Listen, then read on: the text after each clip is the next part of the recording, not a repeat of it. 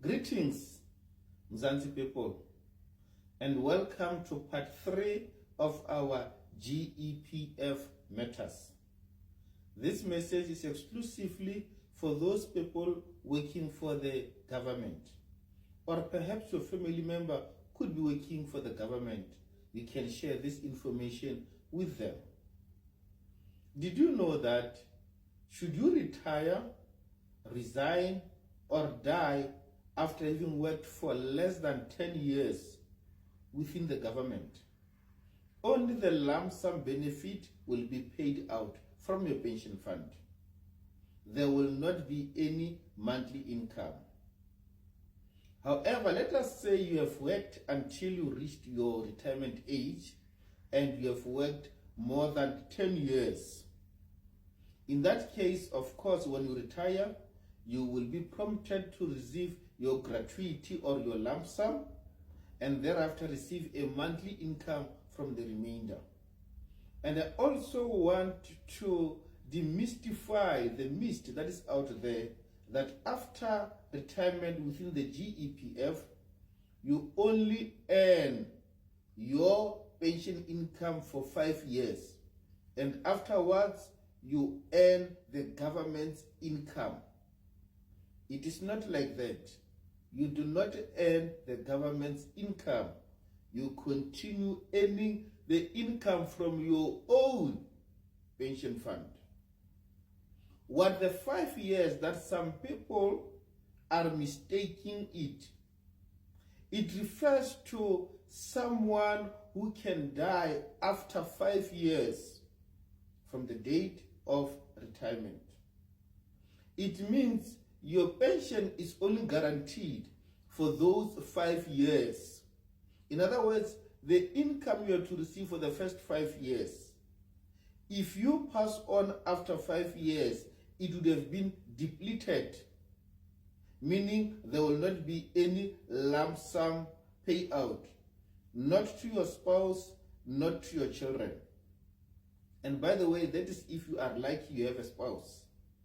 Now let us talk what happens in case you died without a spouse.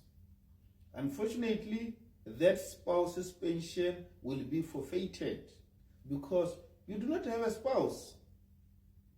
Technically, the GEPF becomes your spouse, kind of, because you died without. So that spousal benefit will now remain within the GEPF. It will not be payable to anyone. And if you had children that are below 22 years of age, they will earn a monthly income with a minimum of 25% of what your monthly pension income was, depending on the number of children you had. If you had more than one child, the percentage will reduce from 25%, and it will drop just like that, depending on the number of children you had that are below 21 years, or rather that are below 22 years. By the way, their age will be calculated at the date of your death. They must be below 22 years at that date of your death. The question is, what happens if you do not have a spouse and you do not have children below 22 years of age? That will mean after your death, if you die after 5 years from the date of retirement, only your funeral benefit will be payable, which is an amount of 20,000 rand. And from there is no any other money that GEPF owes to any of your family members.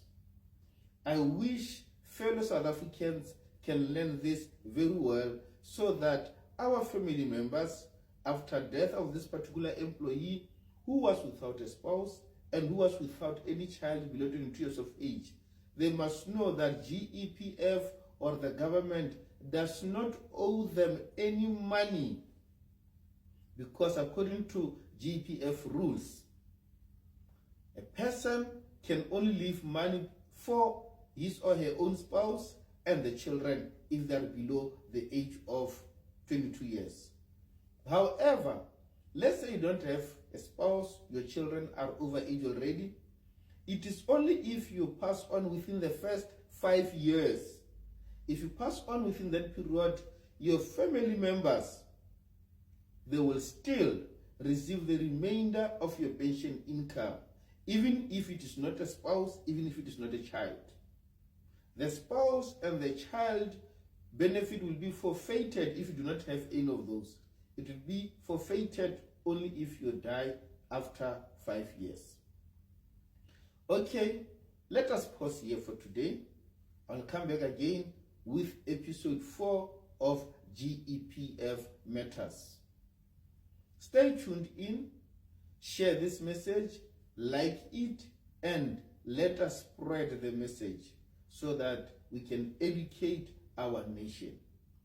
Thank you so much. God bless.